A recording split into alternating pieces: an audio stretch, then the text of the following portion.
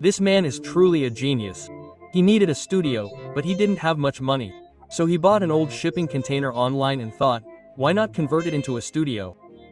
As soon as the container arrived, he first removed some foam boards and began applying them to the container's inner walls.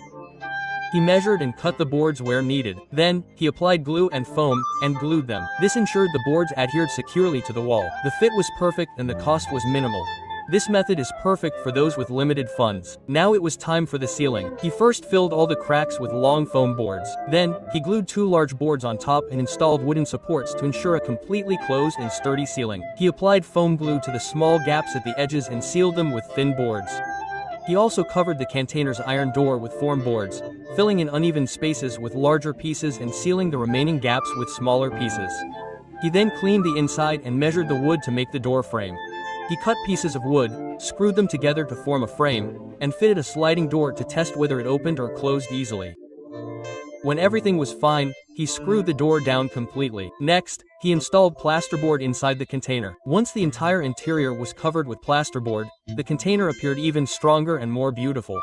He applied putty where the boards met, taped it, and then leveled it with another coat of putty. He then smoothed the entire surface with sandpaper. The next morning, he came out and cut a square in the container's wall with a machine. He then installed frames on both the inside and outside, and installed an exhaust fan to maintain ventilation. He then laid nail paper on the floor to prevent damage from paint or tools. Now it was time to paint. First, he painted the walls white. Then, he applied a darker color to the top to create a more immersive interior.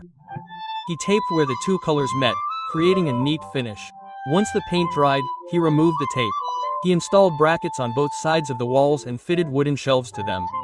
He screwed them together to create 2 sturdy work platforms. He also fixed brackets to the floor to prevent any movement while working.